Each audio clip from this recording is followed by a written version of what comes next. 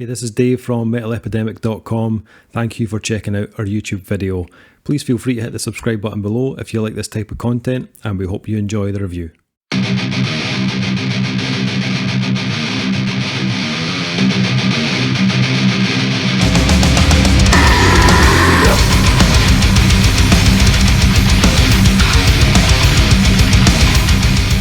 What's happening, guys? Hope everyone is safe and well. Thank you for checking out our review. For this one, Duncan and I have been checking out the new album from Russian death metal quintet Katalepsy. The band's new and third full-length album, Terra Mortuus Est, will be released on July 31st via Unique Leader Records. So, Duncan, this, you know what, I'm going to say this at the beginning, this might just be the year for death metal.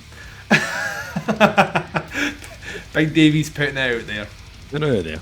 There's so much good material coming out this year that literally a lot of stuff's been plagued by delays and postponements. But excuse the pun on plagued. But even with that, you've had some amazing death metal releases. Ulcerate, Cryptic Shift, I know I mentioned these bands a lot. Afterbirth, Atme, who we reviewed recently, Benighted, Xenobiotic, the list goes on. And on. And now, Katalepsy are throwing their name into the mix, Duncan. A band who now seem to have solidified their lineup after a number of changes to their outfit early on. And whilst they are very much a death metal band at their core, they do fuse it with elements of slam, hardcore, groove metal, a bit of tech death metal in there as well. This is their third full-length album, but they have released a number of EPs and splits over the last 16 years. Terra Mortuus Est, however, could be the most accomplished release to date. It's 11 tracks long and clocks in about 52 minutes, but it didn't really feel like a 50-minute album. I felt like it really flew in, and it says a lot about this album because it's so varied in rhythm and tempo. It doesn't drag in the slightest. They opened the album with Closer Than Flesh, which for the most part is probably one of the more death metal sounding tracks on the album. It has the blast beats, it has the fast fretwork, it's got the gutturals, and it's balanced quite nicely with some kind of slower, kind of mid-paced grooves as well, to give you something to bang your head to. I wouldn't have said it's the strongest track they could have opened with, but it definitely kind of lays a foundation that they can build on. Would you agree with that? I was concerned after the first song, if I'm honest. Oh, right, all right. Okay. Me and you we've spoken about this before, and the more listeners check out our reviews, the more they will know that Dave gravitates to that death metal like a moth to the flame, a dark burning flame. Duncan, on the other hand, tolerates death metal, and it has to be varied, and it has to try and incorporate other elements. It can't be 100% pure death metal.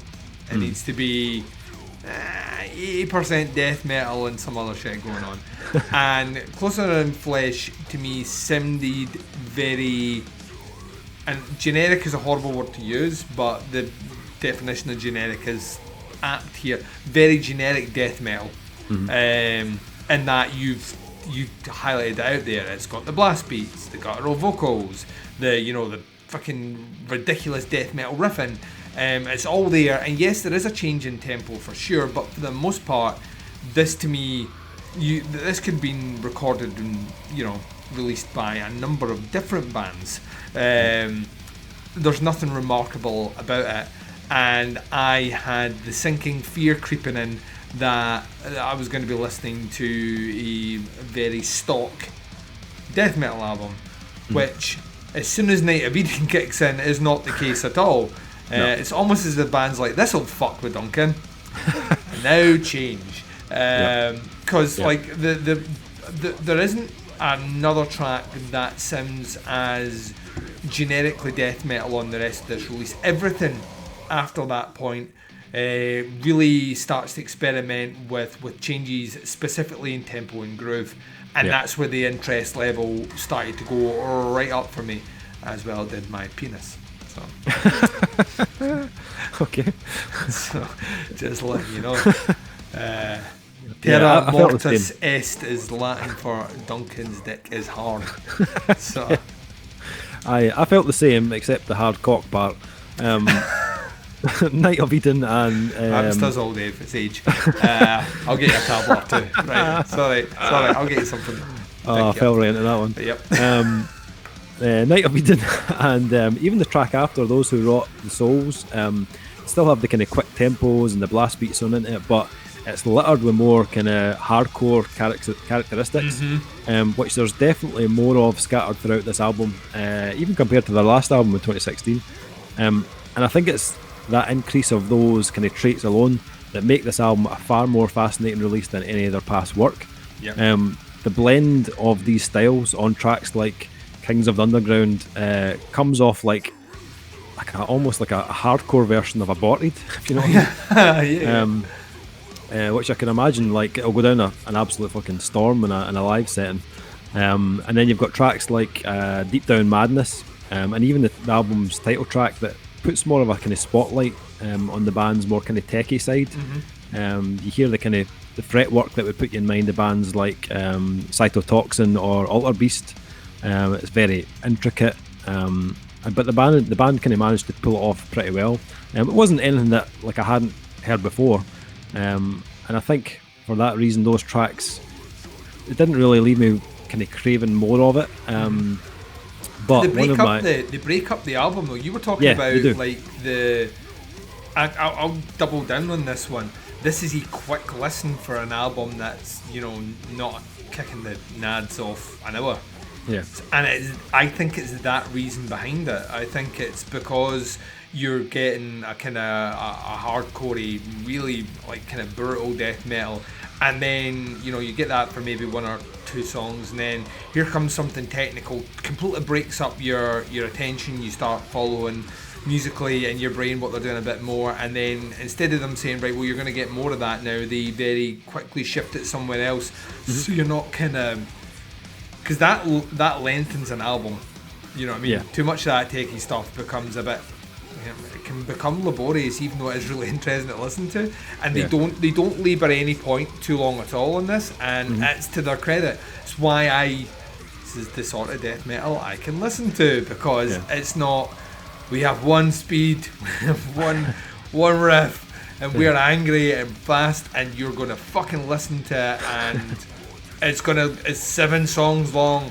They don't rest on any laurels here at all. And even that techie stuff, whilst I would agree it's not necessarily remarkable, it's interesting, it's well placed, it's timed right, it's not virtuoso and techie to a level where we're like, right, these guys are, you know, we should be doing more of that.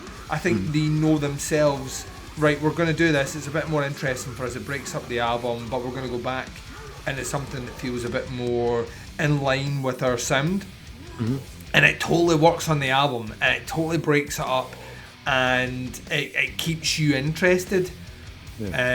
Specifically me, and like I say, I have issues with keeping interest in death metal in general unless it is mixed with other things. So to me, and I'm surprised you said they're Russian, because like, to me there weirdly is a more kind of American sound at times kicking through this.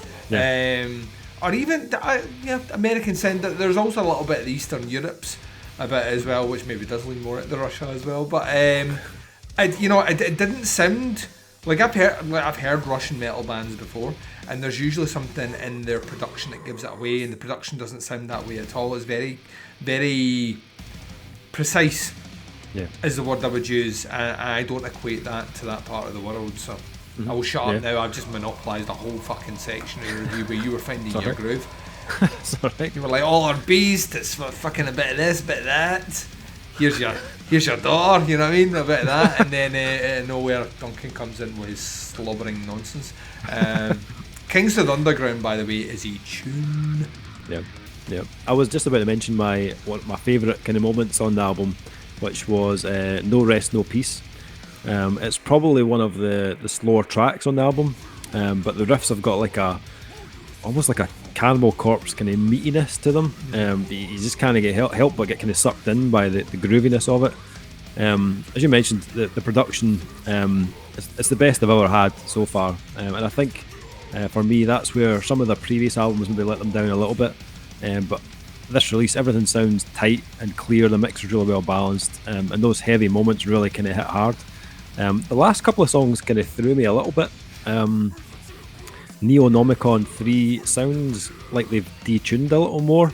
I think they use 8-string guitars anyway, from what I can tell from photos and stuff. But in this track, that bottom string definitely sounds lower in pitch, and that, along with some of the kind of rhythms and tempos, give the track almost kind of teeters on the kind of deathcore side of things. And then the last track, Land of Crosses, is kind of loaded with a lot more melody and atmosphere to begin with, before it kind of launches into a flurry of blasts and more kind of modern death metal riffs. I quite like that side of the band though. I liked how they kind of bled that more ambient style lead work back into the track later on as well. I think musically the guitar work was what kind of kept me interested the most on this album. I think, as you said, had it been a whole album of Closer Than Flesh type tracks, it would have got kind of stale pretty quick. But that varied style that Anton and I think it's Dimitri, the two guitarists, the style they bring to the table, I think keeps the album quite fresh with ideas. Overall, I'd recommend this if you like bands like Aborted or Dying Fetus, Ingested even. If you like your death metal with plenty of brute force, and let's face it, who doesn't? You know what I mean? Yeah. Who doesn't? Yeah, enjoyable album. Quite enjoyed it. Rating wise, I think this might be one where we differ. To me, this is a 3.5. 3.5 for me as well. Oh, fuck off, Dave. Go and get your own grade. I'll show you my notes. It says 3.5, Duncan, right? Yeah, I mean, I echo a lot of you that you're saying. I don't think it's necessarily up near that. If this is the year of death metal that you're espousing, I don't know if it is yet. We're still only in July. I mean, it's not near the top of the death metal tree that I've heard this year. It's by nowhere near the bottom as well. It's a really interesting album. If this is them now solidified their lineup, then it really will be interesting to see where they go next, because there's plenty to mine here overall. And 3.5 feels right. Yeah.